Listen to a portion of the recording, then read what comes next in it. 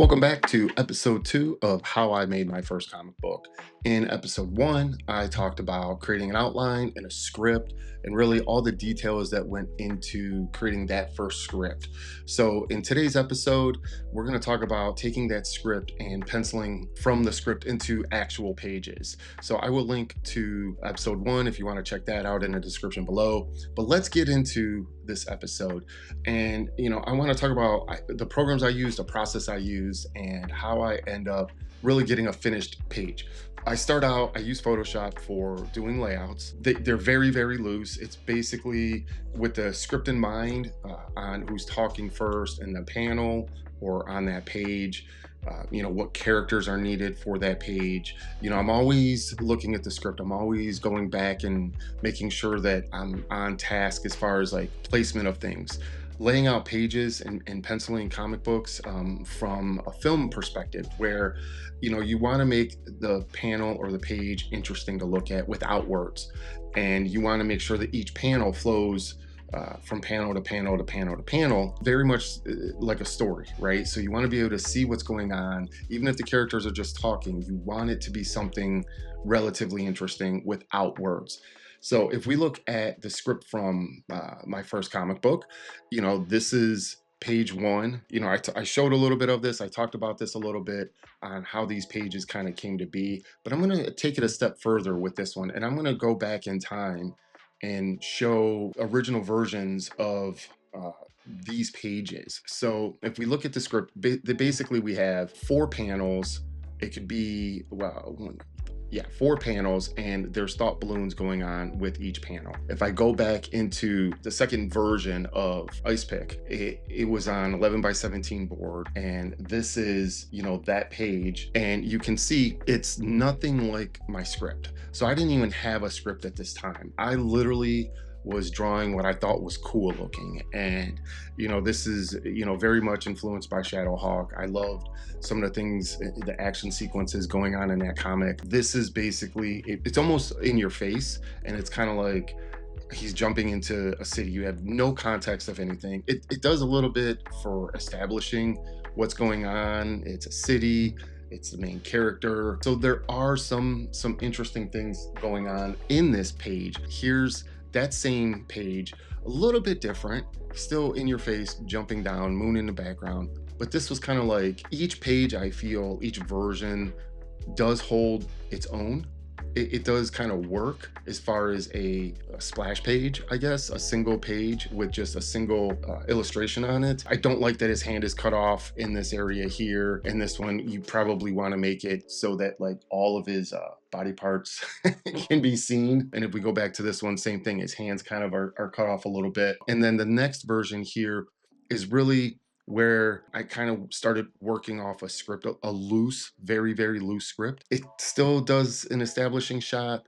I think it kind of works okay up in this area. It was just blood dripping to cover the whole scene. I mean, I had a loose costume design you can see in the other pages, but because I didn't have a script in place, I was just drawing cool things. You lose continuity, you lose the flow from panel to panel and throughout the overall page. So then if we go to this, which is the final version, you can see here that it really plays off my script. So this is panel 1. It's an exterior of cityscapes, my city, okay, all these word balloons. And then we have a science lab where people are working.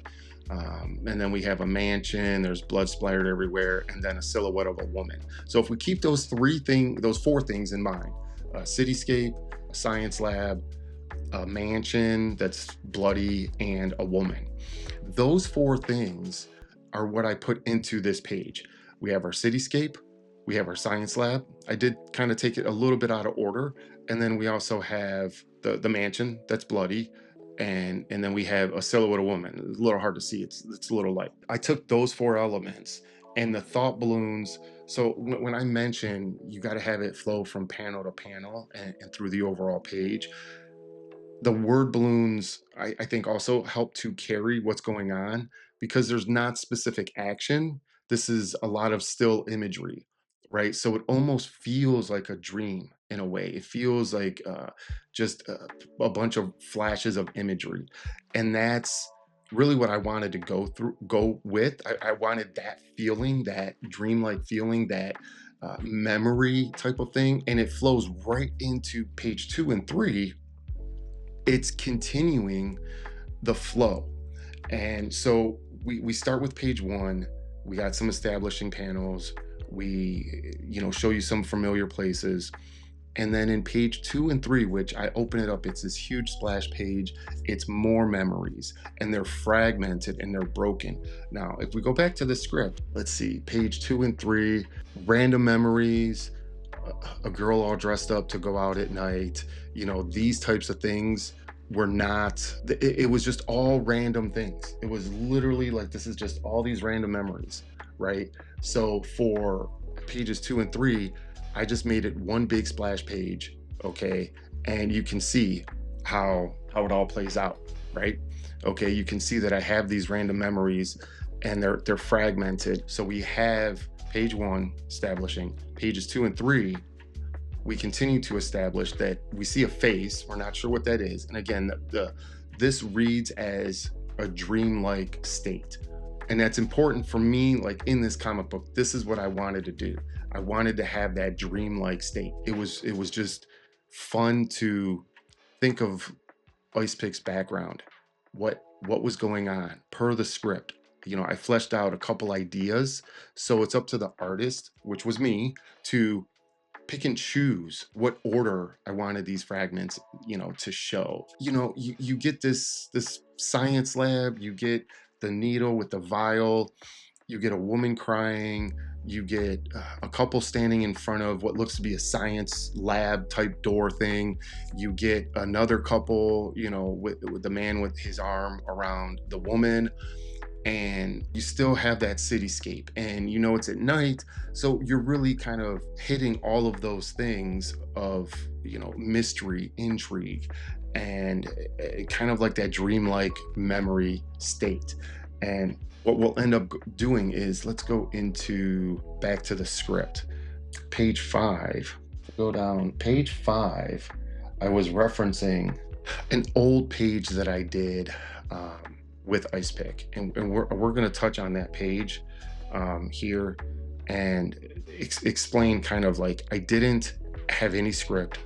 This was a page that I really enjoyed how it turned out, like early on during the Ice Pick world building and drawing pages.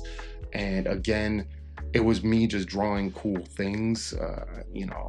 This was back when I was in high school and before college, kind of that weird, late teen, early 20s stage.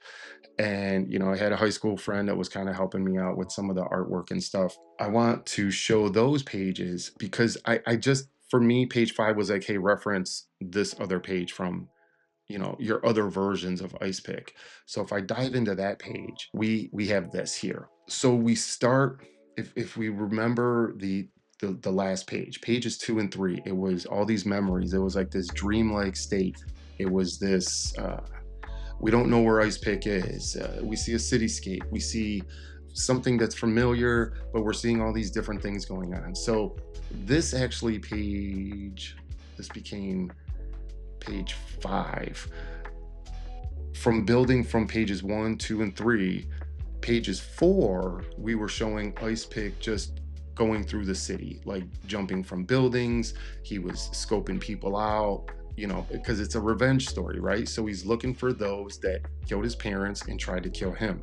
This is still continuing that storyline of him looking for people, right? So this was one of the original pages. This is what I wanted to reference. And I really liked how this one turned out. I mean, I was maybe 20 when I did this page, heavily 90s influenced. As you see, there's a lot going on this page. And I really liked it. The next version, a little bit later, a few years pass, and I shelf Ice Pick. And then I, working with my buddy, and we were like, yeah, let's do this story again. And again, we didn't necessarily have a script. So we see how you can take an action page. Ice Pick is leaning up against a building. He kicks in a door, makes some noise. The guys are like, hey, what's going on? And we were literally, I was writing this as things were going, like as I was drawing it. I would draw these cool things, or I would think of like, how do I want this page to lay out? I had no script at this point. I didn't have a script at this point. I literally was taking, this page and saying, okay, how can we make this better? Now, to be fair, this page, in my opinion, again, art is subjective, the layout works from panel 1, 2, and 3 to 4 to 5 and 6. Being the penciler, it's my job to make sure that I place the characters in order on how they're speaking, or give them space for word balloons. And it's also important for me to tell a story panel to panel to panel. So we see Ice Pick leaning up against a building. We establish the moon, right? The moon is there. The cityscape is behind Ice Pick. Panel 2, we see part of the cityscape and the moon. So we're already knowing that like he's the one that kicked in the door. We don't have to see him kick in the door. You leave some things up to the imagination, and immediately the guys inside the building are like, hey, did you hear something? And Ice Pick kills the one dude, and then you see the eye, the close-up of the eye of the other guy, like in total fear, and the last panel is that guy is dead, right? So I think that from a storytelling standpoint, this page really works. Again, it's subjective. People would maybe change it, especially by today's standards. This was, oh gosh, when was this? Mid to late 90s. I was working on this. So it has some mystery in it, some intrigue, and then a little bit of gore and horror. Now, if we look at this one, I critically thinking, I would say that what's missing in panel 1 is the moon. If I put the moon in panel 1, this page might work better, because you establish, again, you see Ice Pick walking to the door, you see the door kicked in, you see the moon in the cityscape, and what I added in panel 3 ties this together even more. And this is how like the evolution of a penciler or evolution of art can happen. I realized there's similar moments that can carry a page from panel to panel, and this would ideally be the moon, because we establish the moon. If I put it in panel 1, which I should have, panel 1, the moon's in panel 2, the moon's in panel 3, we know, and the cityscape is there as well. What the other page did not do is it did not show how Ice Pick really got into the office, into the room that the guys are in. Okay, so and that's okay. Again, you could leave that up to the imagination. We see him kicking the door, so it's inferred. It works. It's okay. This one, I think, maybe works a little bit better, minus the moon. And we also have this grate. Okay, so we see the smoke, and the guys are looking up like, did you hear something? And then we see Ice Pick kind of jump down, shoot the guy in the face. And this is where I said back in character development with Ice Pick, he's the guy that's willing to do whatever it takes to kind of get the bad guys. He's not afraid to murder people, because in his eyes it's justified. But I really like the eye, and I really like this little cutscene where he's walking away and you see that he killed the 2 guys. So we have like the grate that follows into panel 3, into 4, and then now we establish the same guy from panel 4 to 5, and we see his mustache, so we know that this is that guy, right? And that's one thing when you're penciling, I'll touch on briefly, is consistency in character faces and expressions. And I am terrible at that. I for whatever reason, I just don't draw enough faces to really have the characters look the same all the time. Sometimes they do look a little different, and that's just something I have to work on as an artist. And then if we go into what is the final page 5 for Ice Pick, we have this. And I really think that this even works a little bit better.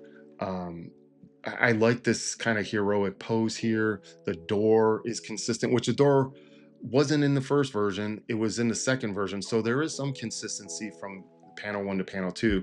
I took out the moon in the cityscape in the second one, but I kept the grate.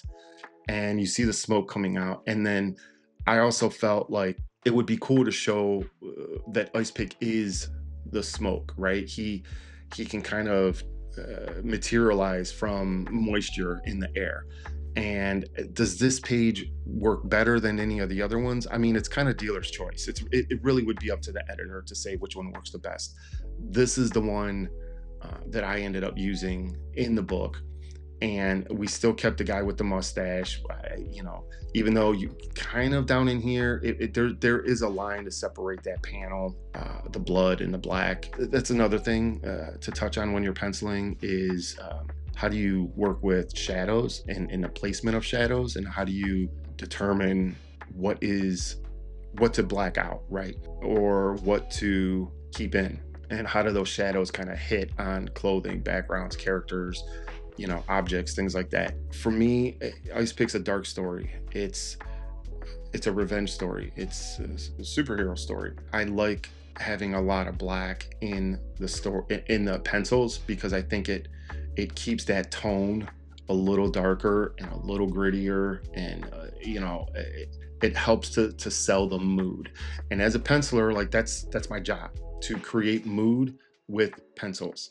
Okay, so we see here, his mustache, right? That was a common theme throughout. And this head of Ice Pick, and I don't show his shoulders, he's just almost like a floating head on a panel.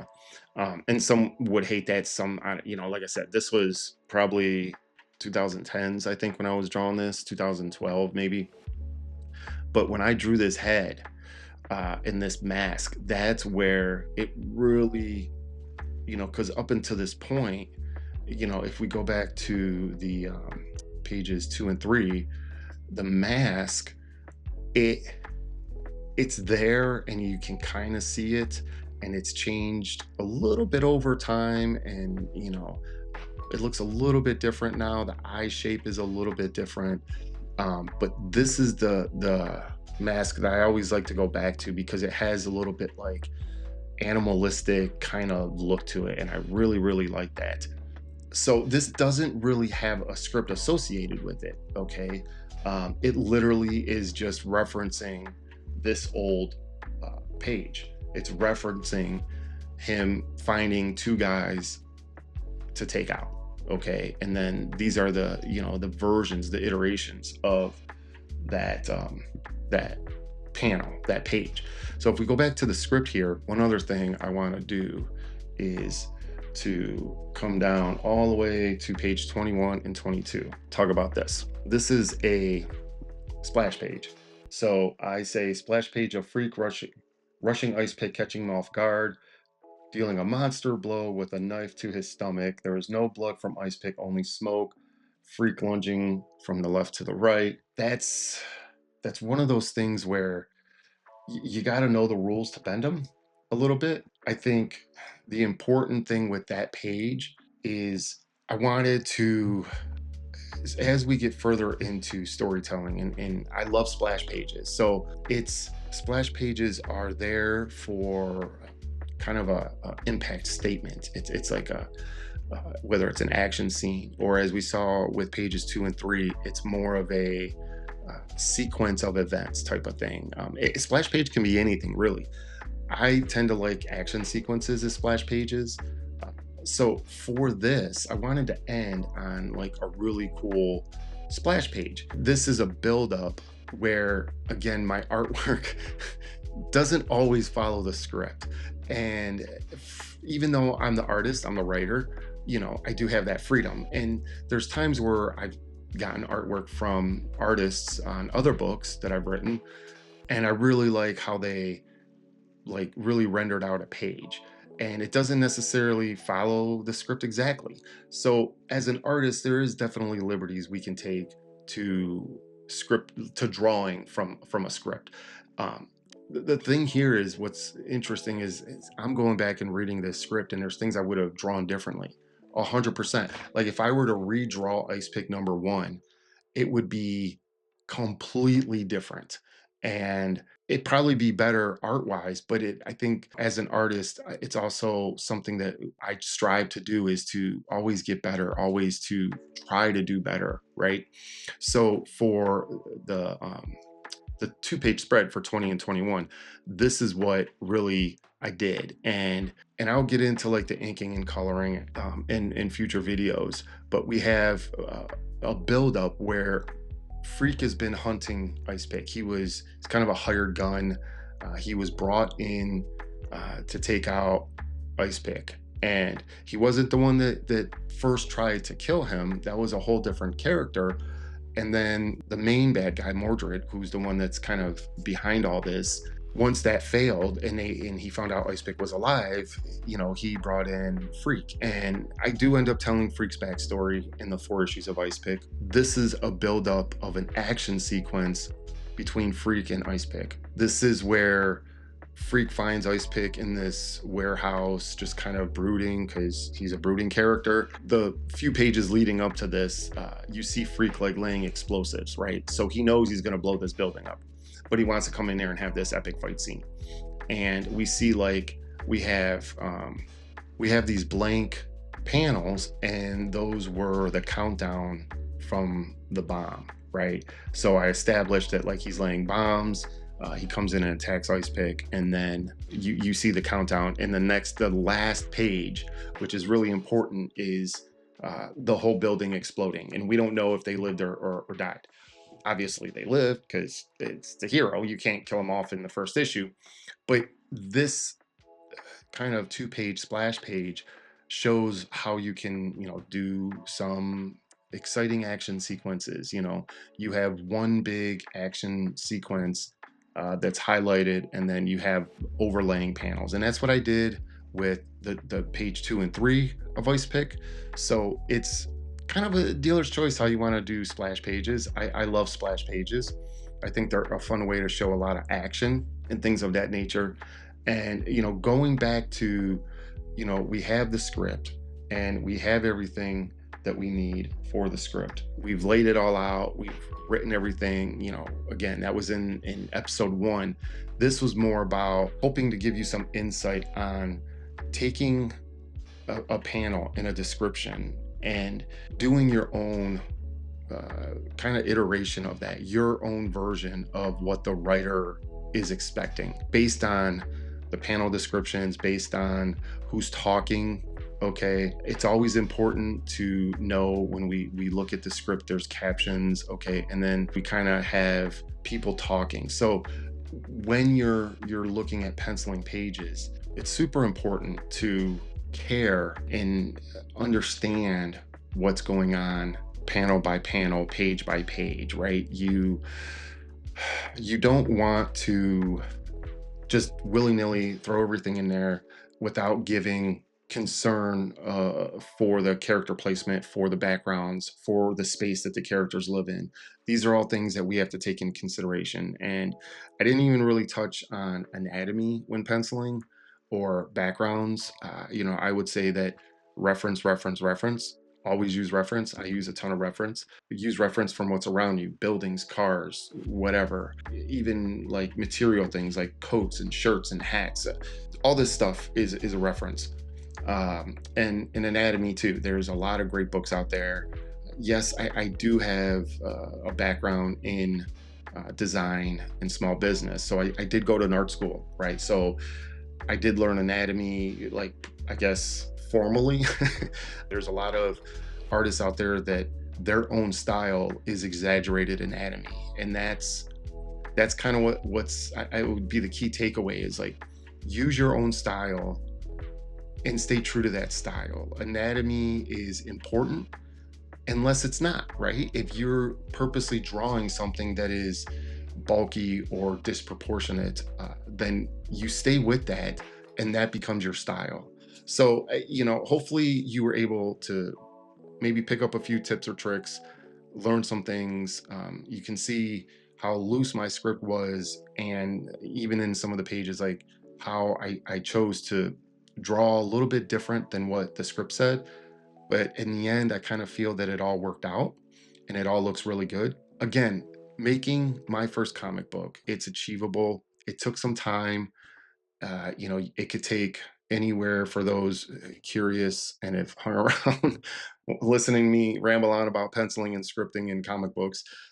It could take anywhere from 15 minutes, probably half hour, maybe to an hour or longer to lay out a page. Light tabling it takes another, at least it can be an hour depending on how detailed the pages are. I like a lot of detail. I like to render. I like a lot of shadows. I like cross hatching. I like those things. I was adding backgrounds, so that again takes time. And then once I have my layout light table, a page can take anywhere from 4 or 5 hours, sometimes 8 or 10 hours. It just, again, it kind of depends. Like splash pages for me, they're like a big set piece, so I want to make sure I kind of go that extra mile. Whereas like the cityscapes, they can take less time to render out and draw. Using a lot of blacks kind of does save time because you're just like filling in these black areas, versus rendering or drawing anatomy or certain things like that. So it can vary. Writing a script can take 10 minutes to write a page. It could take 5 minutes. It could take a half hour to write a single page if you're having writer's block. Or for me, the pages just kind of flowed. So the script writing part of it went pretty smooth. But then doing the artwork and laying everything out, and always having that script kind of in the back of my mind while I'm doing the layout. And then even when I'm light tabling the layout, I'm looking at the script. I'm making sure, like, okay, does this work? Is this dynamic enough? Not every panel needs to be super dynamic and crazy and over the top. You like I mentioned in episode 1 here, sometimes you got to tone it down a little bit so that when you do have those over the top moments, they punch a little bit better and they hit a little bit harder. So it's having these calm moments in the artwork and then building up to something explosive, basically like that 2-page splash page where Freak is kind of attacking Ice Pick. That page hits harder because the pages leading up to that were calm. They were kind of serene. It was Ice Pick chilling and brooding, and Freak like laying explosives, right? So you're getting story, but it's not always in an 11. And I think as an artist, it's up to us to control the meter, right? How crazy do we want to go? We don't need to go crazy on every page. So I'm going to wrap this episode up. Appreciate anyone who has stuck around and hopefully picked up some information.